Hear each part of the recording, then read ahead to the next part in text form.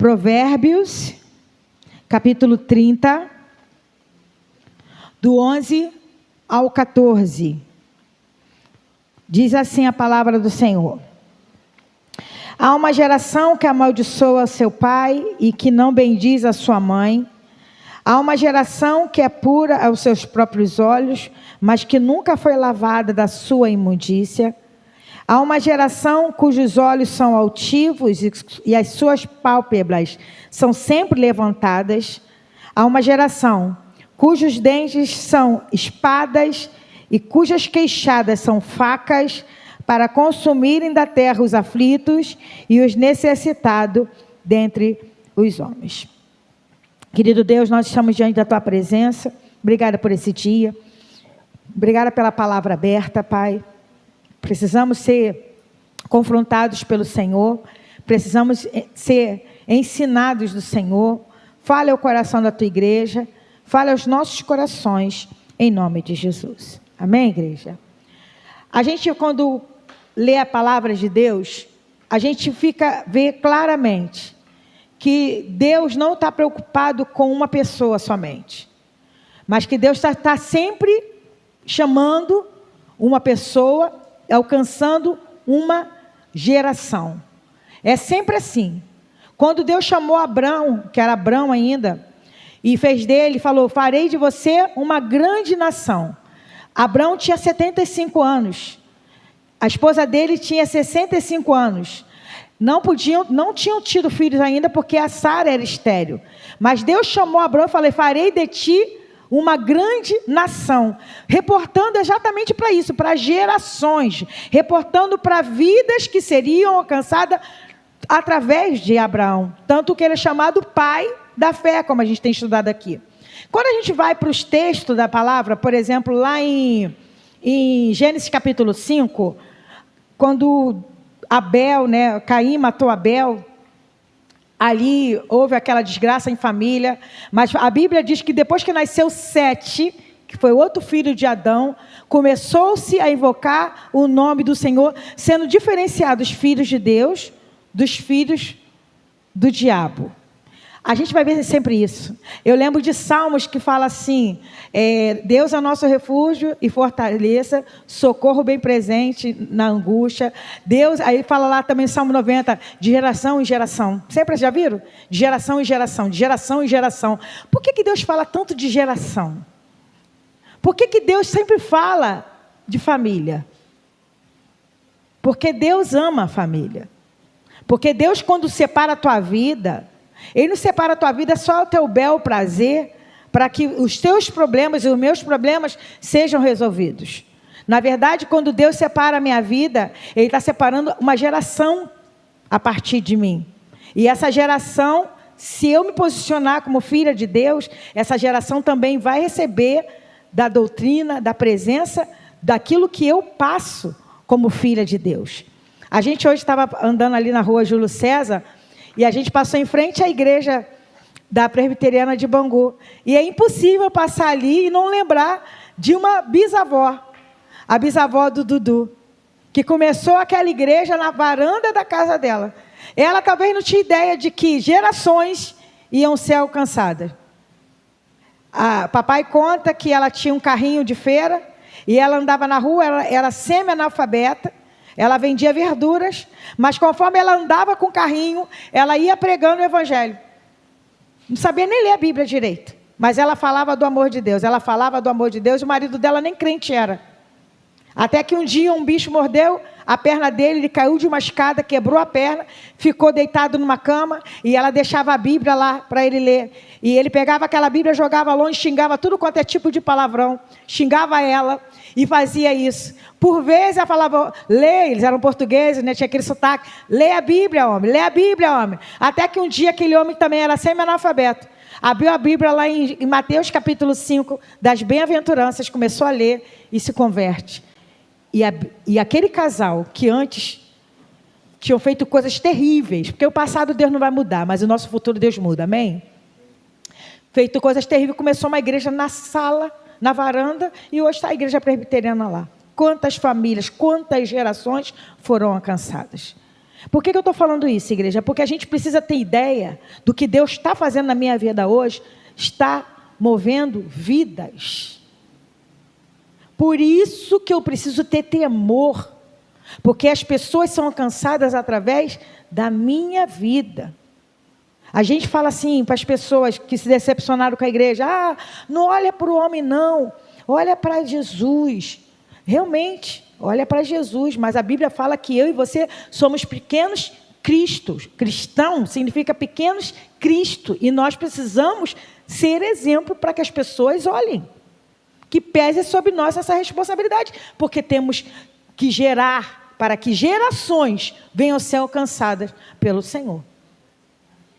Isso precisa estar como peso na minha mente, na tua mente, no teu coração, para que você, quando estiver andando pela rua, fale assim: não, eu sou uma representante do reino de Deus nessa terra, como a gente cantou ali. O reino de Deus é paz, alegria, justiça, né? A gente cantou, trazendo justiça e paz, alegria. Está lá em Romanos capítulo, que o reino de Deus é trazendo justiça, paz, alegria no Espírito Santo. O reino de Deus. Então, quando eu estou andando na rua, eu não estou trazendo um reino da Ana, o reino do Dudu, estou trazendo o reino de Deus.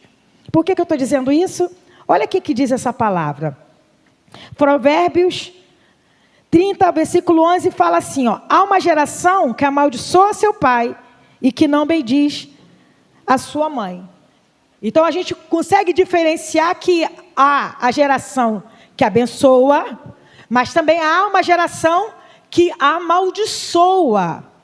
Quando a gente prega na igreja, quando a gente lê a Bíblia, a gente sabe que aqui a gente fala no geral, e a gente precisa entender aonde eu e você estamos nos encaixando.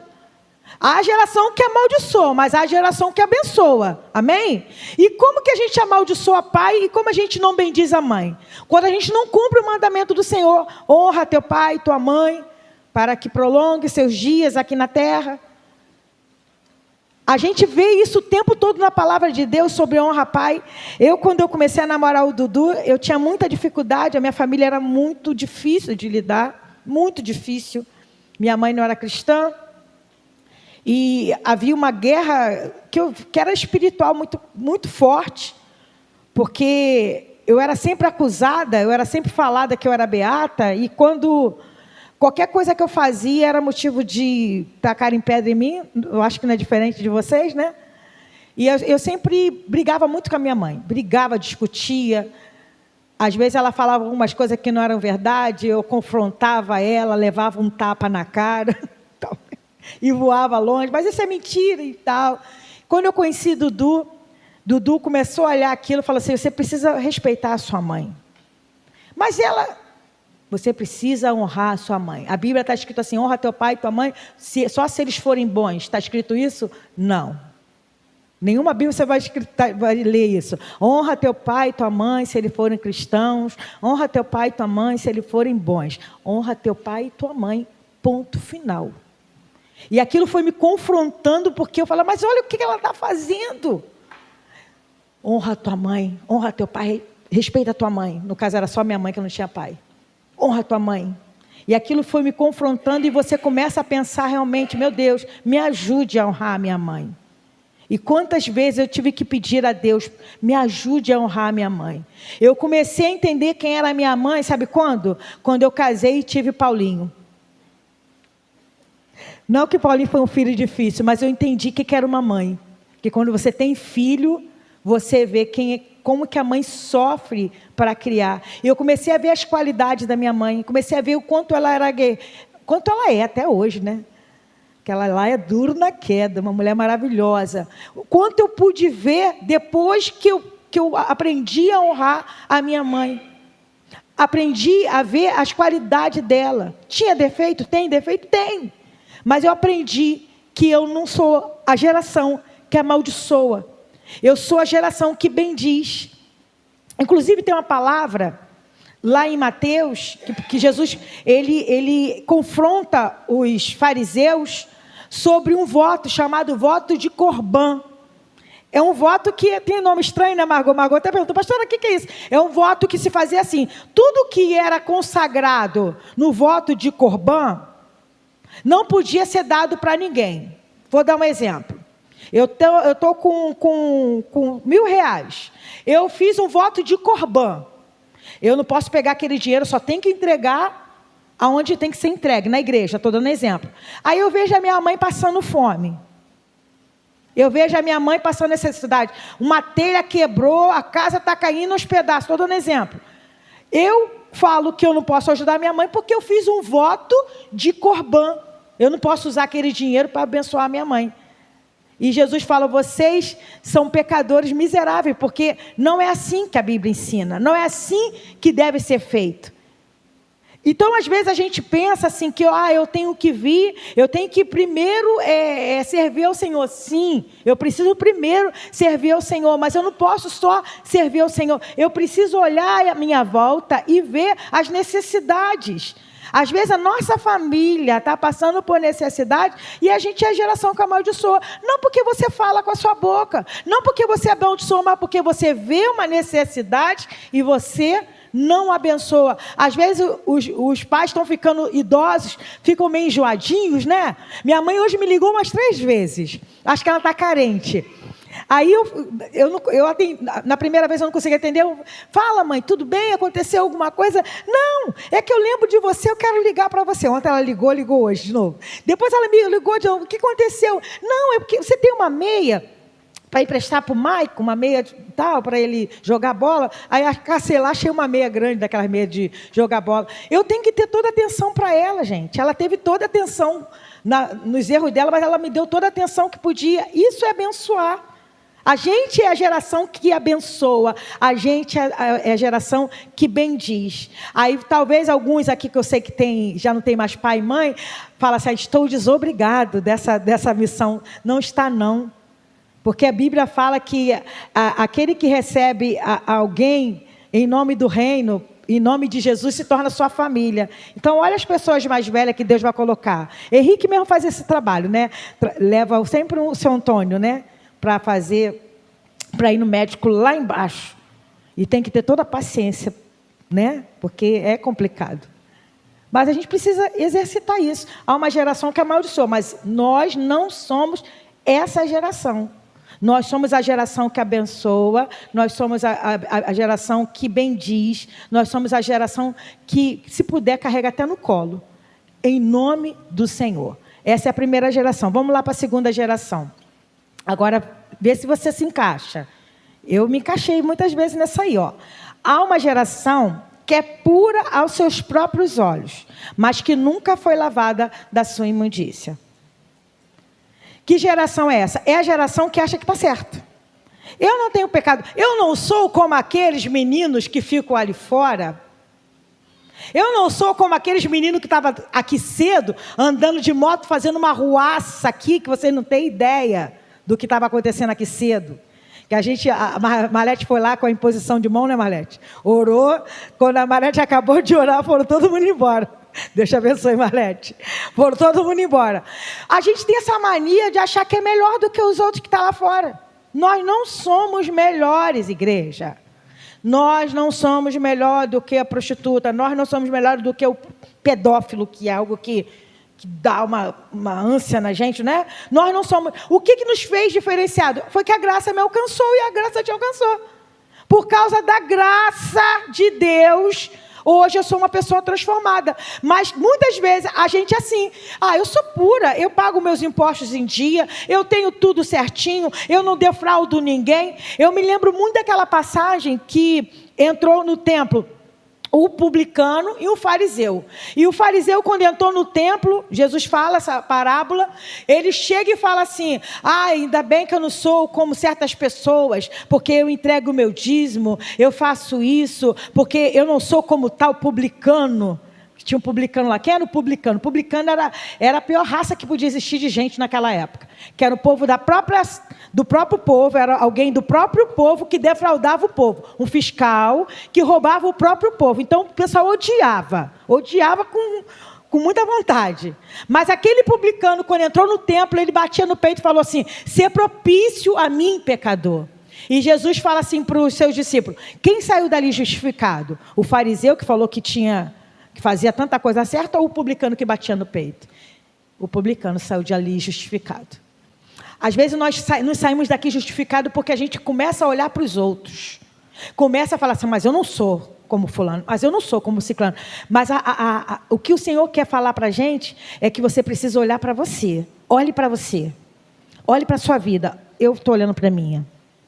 Olhe para a sua vida e fala, meu Deus, naquilo que eu me acho melhor, me perdoa, Senhor. Naquilo que eu tenho os olhos fechados, me perdoa. Porque ali está falando assim, mas que nunca foi lavada da sua imundícia. Porque o que faz a gente ser lavado da imundícia?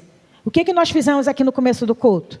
Se confessarmos os nossos pecados, Ele é fiel e justo para nos perdoar os pecados e nos purificar de toda a imundícia, a injustiça, como diz lá em João.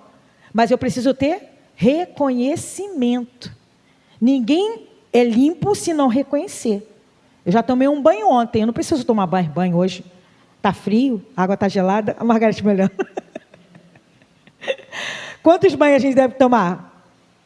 3 banhos por dia, Margot? 1 banho por dia, tá bom? 2, 3. Cada um vai saber da sua imundícia, certo? E cada um vai ter que tomar banho dentro daquilo que acha que é correto, você está entendendo? O que para um talvez seja 3 banhos por dia. O outro, 1 banho fica legal. Tem gente que lava cabelo todo dia. Tem gente que lava às vezes 2, 3 dias. Tem gente que às vezes demora 1 semana para lavar. Mas o que eu estou falando não é de lavagem de cabelo. Estou falando da nossa vida diante do altar do Senhor e falar, Deus, me mostra aonde eu tenho errado. Não me deixe ser essa geração que é pura aos seus próprios olhos. Não me deixe ser essa pessoa que se acha melhor do que as outras. Não tem ninguém melhor. Eu preciso ser lavado da minha imundícia. Amém, igreja? Terceira geração. Olha que começa aí, também é forte. Há uma geração cujos olhos são altivos. Aqui, ó. Olha o narizinho em pé. E suas pálpebras são sempre levantadas. Não sei se você já entraram em algum lugar que a pessoa te olha assim. Já viram? Eu já entrei em alguns lugares assim. Já tem igreja. Infelizmente, já entrei em igreja que a pessoa... Eu me lembro quando a gente morou lá no Meia. A gente morou lá 4 meses só. E a gente foi visitar algumas igrejas. Uma das igrejas que nós entramos, o pessoal, em vez de falar, por isso fala, gente. Fala quando a pessoa chegar aqui, aperta a mão. Tudo bom, Elaine? Bem, aperta a mão, né? Outro dia a Margarete foi lá buscar a Maria. Maria, não, mas eu estou descabelada. Entra, vamos lá. Mas eu não estou arrumada. Vai lá que ninguém vai ficar olhando para a tua roupa. Glória a Deus por isso, que ninguém vai ficar olhando para a roupa. Mas tem lugares que, infelizmente, as pessoas te olham assim, ó. Como se você fosse o que você estivesse vestindo. Até parece, né? Quantas vezes a gente pode se maquiar bonitona, botar uma roupa bonitona, tá sem comida em casa. Mas bota bonitona, que quem olha assim até fala, nossa, fulano é rico, hein? Até parece que pode enganar alguma coisa. Mas há uma geração só altivo. Nós não somos essa geração. Nós somos a geração que aceita as pessoas conforme elas são. Nós somos a geração que corrige, sim.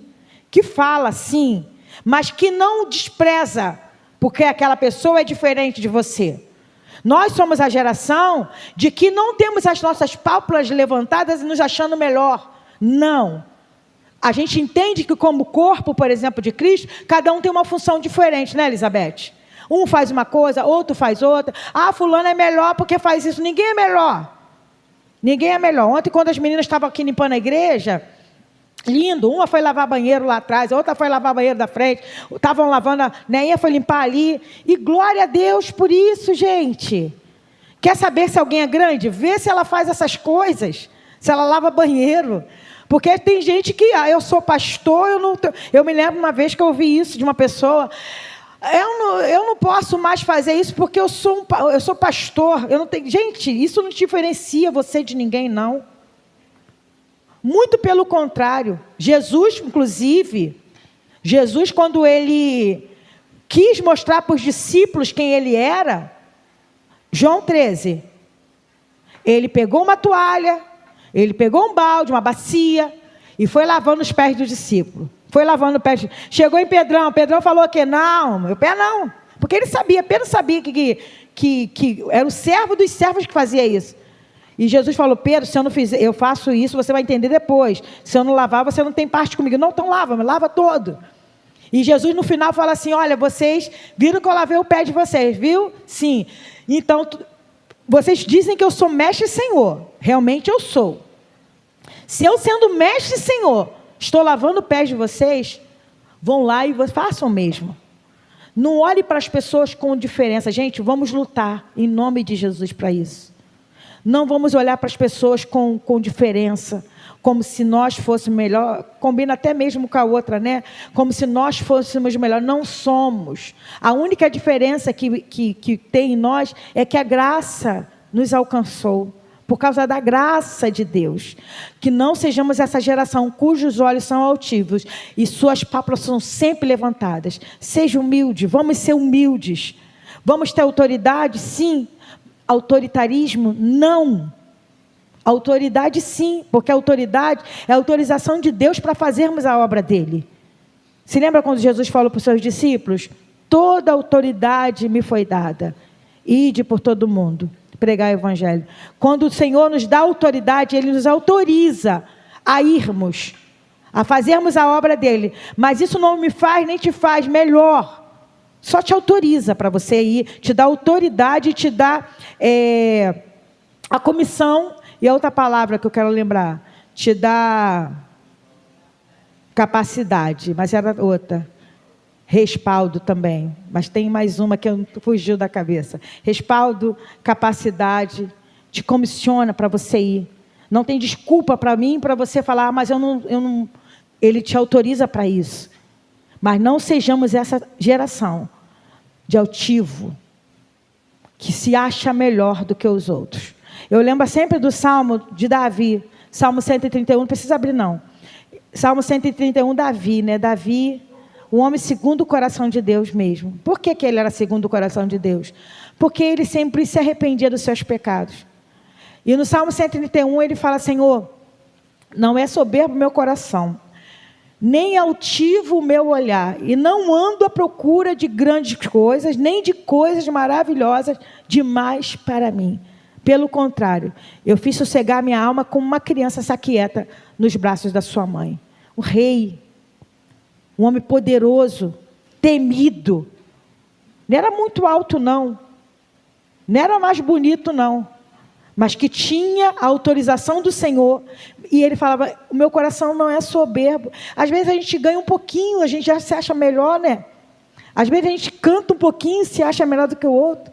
Toca um pouquinho. Não se ache não, igreja. Não se ache não. Deixa as pessoas acharem Jesus através de você. Amém? E a última geração, que eu acho que essa bem pesada, vê se vocês concordam comigo. Há uma geração cujos dentes são espada, cujas queixadas são facas, para consumirem da terra os aflitos e os necessitados dentre os homens. Quando a Bíblia ela fala de dente, queixada, ela fala de boca, ela fala de língua, ela fala daqueles que usam o poder de persuasão para o mal. Eu me lembro, quando eu leio essa palavra, eu me lembro de governo, eu me lembro de políticos que prometem muitas coisas para a gente, mas eu também me lembro da nossa língua grande, que amaldiçoa. Eu também me lembro de quantas vezes nós, ao invés de incentivar alguém, a gente é aquele que taca a pedra. Às vezes a gente não tem nada de bom para falar e a gente vai lá e alfineta. É aquela coisa, hoje a internet está muito cheia disso. A pessoa publica algo e a pessoa acha que pode ir lá falar. Inclusive tem muitos influencers que estão se matando porque não aguentam essa pressão do mundo, do ser perfeito na rede social, por causa da língua, por causa do veneno que é lançado através da língua. E uma coisa que eu aprendi, que eu tenho aprendido, eu não quero usar a minha boca para falar aquilo que não vai te edificar. Por exemplo, eu vou chegar para a Lúlia e falar assim: Lúlia, você está tão gorda. Quantos quilos, Lúlia? 2 quilos. A Lúlia engordou, está tão gorda, mas fala que aquele lá, entendeu, gente? Eu estou usando a Lúlia para não... Está tão gorda, às vezes a Lúlia tem problema de autoestima exatamente nessa área da gordura. Não, estou falando de gorda. Aí talvez a Lúlia tenha problemas. Quer dizer, eu, em vez de usar a minha boca para falar, poxa, Lúlia, você é linda. Você é linda, do jeito que você é. Eu estou usando a minha língua para trazer algo que não vai edificar. Não vamos usar a nossa língua, gente, para aquilo que não edifique. E engraçado que esses dias eu lembrei de uma palavra que foi me lançada, gente. Essa palavra deve ter, no mínimo, cara, deve ter uns 18 anos. Eu estava vindo para a oração, eu até comentei com as meninas aqui.